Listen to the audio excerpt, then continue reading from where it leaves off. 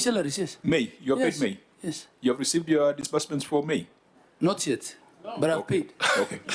You see, Senator Sifuna? Regardless of whether receipts are received or not, I have, I pay somewhat my salaries on time, so including the statutory reduction. So my point was, those people who are watching us at home, who Senator Mwaruma has described, Governor, in this city, I don't know about Wajir, in this city, if you are unable to pay your rent, they come and lock the door.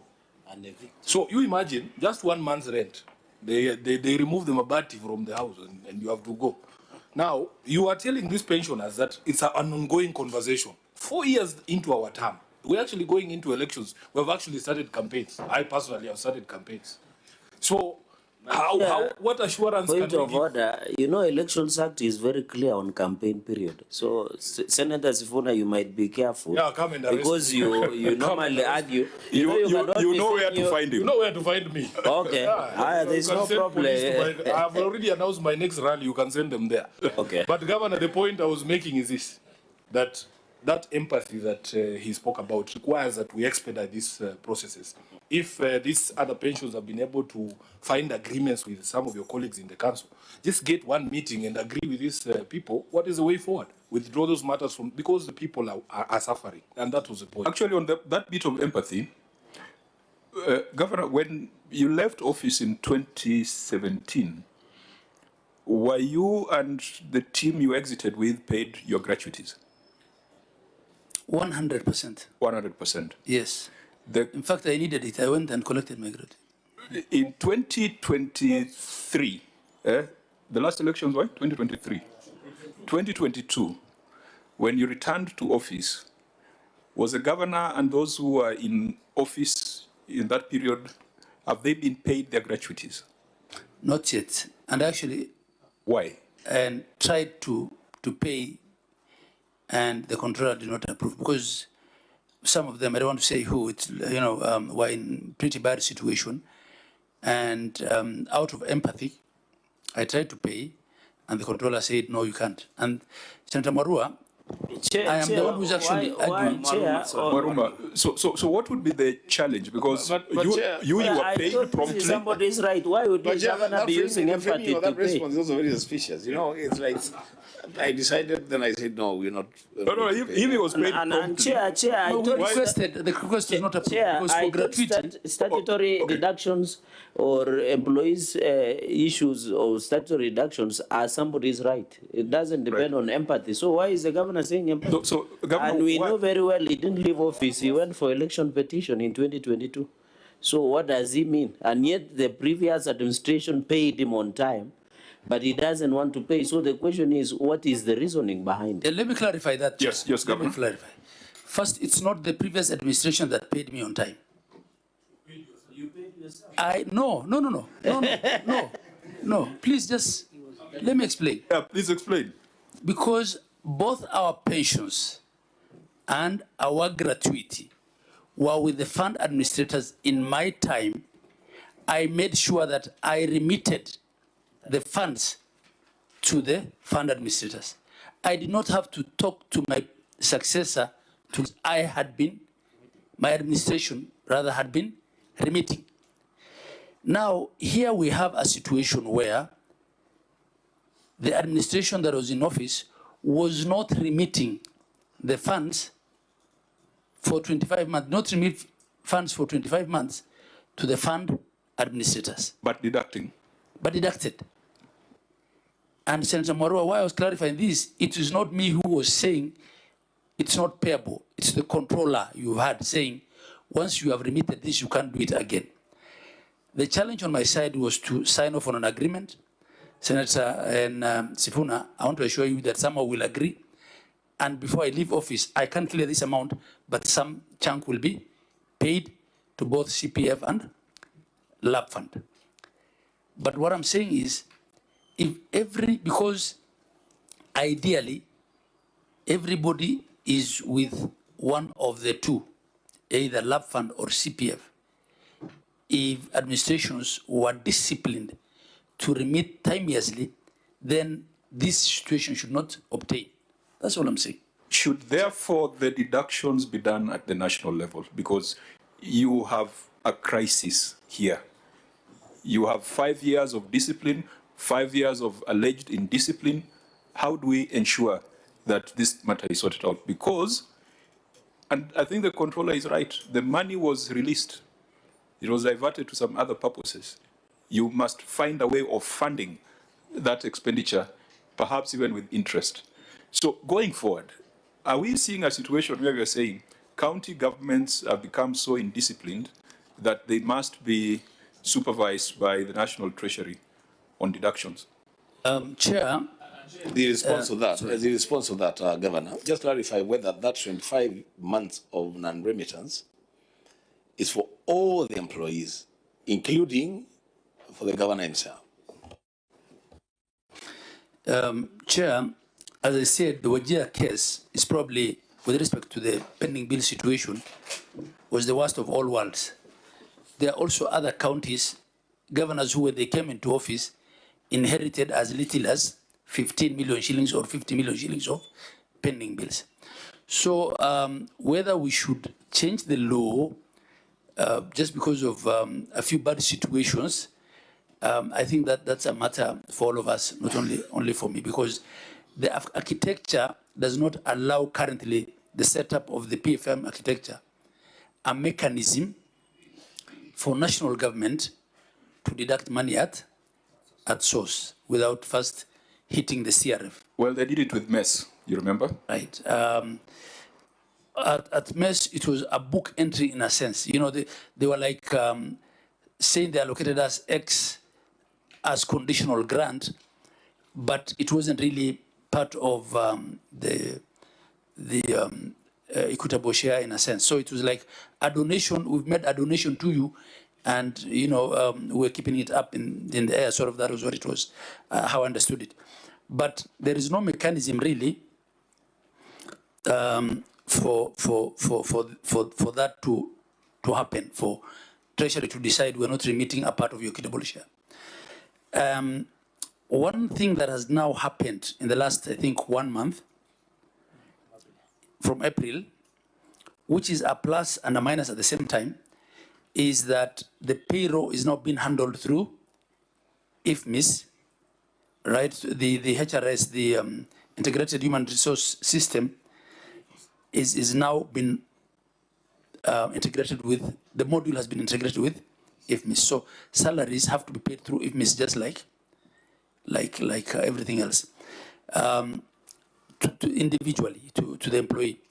The downside of that is when, as Senator Sifuna says, there are delays in disbursements and releases, then the utilization of the soft banking arrangements that some counties use to pay salary becomes difficult, because the banks can't be the ones paying the employees' money through IFMIS. IFMIS only accepts, it's only integrated to the county operational and development account. So it becomes more difficult actually to get banking help, right?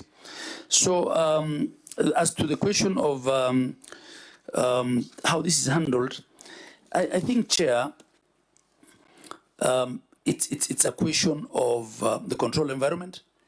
It's a question of also timely audits and timely oversight and timely action, I think. Because if we were to go the route of deducting that at the source, remember, even the pending bills that I'm being crucified about here have to do with money that has actually left the CRF account, has been released by the controller, but was misapplied, or there was an over-budgeting of expenditure above the budget. Because if there is no mechanism for county governments to be in deficit, county governments must stick to their budget. And if there are overshots because of a disaster or something, then that should be something that can be managed within the next budget or something like that. If a disaster happens or something. But it shouldn't be something that cannot be absorbed by the next regime. Because when you have 7 billion or 5 billion of pending bills, and all the money was released and utilized. I think, Senator Moro, you also have to be a bit empathetic with me. Well, and all these are offenses committed by the team that you lead. Honorable members, how do we get away out of this? Because all these are instances of poor financial management in counties. There's a specific case of Wajir, but it cuts across. Now, there has to be a solution. So Wajir, the first 5 years are doing the right thing. The second 5 years, they're doing the wrong thing. The next 5 years, they're doing the right thing. The next 5 years, you don't know what's going to happen. You've got employees. They are looking at the Senate and all these institutions to come up with a solution. I am not hearing a solution. I am hearing a detailed description of the problem. I think for me, Chair, there should be certain consequences. I think where we are failing as a nation is the consequence part. How is it conscionable for you to preside over an administration that deducts money from employees, don't remit, then you tell us you also don't have a solution? Even criminal sanctions should follow such people. I mean, it's unconscionable. They come to our offices here, Chair, at KICC, and they are in bad shape. They come to cry in our offices, and we can't just say there's nothing to do. I think there should be criminal consequences for CEOs who do that you deduct money and you don't remit. And then the COB says they can't release twice. I mean, those are the conversations we should be having, Governor, at COG level, at the Senate level. And we're willing and ready to help. For as long as you don't see us enemies. We can sit and talk about these things. But for me, I think there should be some level of responsibility, criminal responsibility for people who are doing these things. Senator Chirarke? Maybe, Chair, I agree with the Nairobi Senator that if this money was released and the governor has described this in detail what happened and also the reluctance of COB, which we agree with, not to release money that had already should have been remitted, this was a pure theft. And I think, in my own opinion, certain consequences, including investigations and prosecution, and I'm happy, I don't know whether ESCC are here with us. I think anybody found culpable, then and now, because the Constitution under Article 2265 is very clear that you should be held accountable while or even after you leave office. So there is no expiry or reflection of criminal liability if somebody took the people's money, the staff of Wajir. And Governor, we cannot be sympathetic with you because you already received your gratuity in them. So sympathy will not be there today. Yeah. So what I'm just saying in simple, Governor, and we agree with the criminal enterprise of stealing from the employees, they must be investigated and prosecuted. I think ESCC is normally with us. They just pick it up so that as we pursue for a resolution on this matter, somebody in this country, Chair, we should punish the issue of corruption to be as rare as a snowball in hell, so that somebody cannot walk into a public office, steal, get away with it, go to Santorini, and enjoy their lives as if nothing is happening, Mr. Speaker. I know Senator Sifuna does not know where Santorini is, but I will share with him.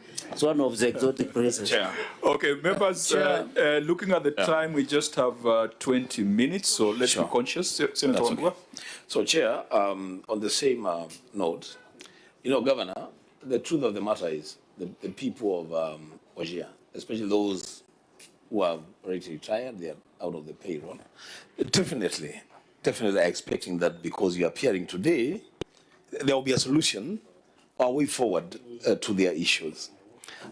It's easy to say it wasn't me. It's an easy thing to say, but you know, for that mama, for that old man who worked tirelessly to make Wajir County what it is today, and they are at home now with nothing. And the only thing we can do here is to say their former governor did not remit their deductions for 25 months. They already know that. What hope, what exactly is it that your government is doing to ensure that those people, in a way, you reduce their suffering? It's First of all, you agree with me, it's criminal. It's really a very bad thing for a governor to deduct money from employees and not remit. It's a criminal act. So what exactly are you doing before the ESCC comes for you or for whoever it is that they have to come for? What exactly are you doing for, about those people? Chair, you know, I'm not an accountant, but is it not possible to know if some money came, like 200 million, a receipt from Treasury for paying salaries, plus gratuity and everything? If the salaries were paid at net and the remittances were not made, is it not possible to know where that money went to and who misappropriated? I think it's possible to know. Because then if you have received money this month and you've paid the employees and the money that is deducted, say 20 million, was not remitted, we should know where that money went to and the person who misappropriated that money. And number two, Chair, we should be able as an oversight body to direct the county to pay this money. First of all, any payable should serve as a first charge, as a priority charge on any receipt. Why can't we direct that this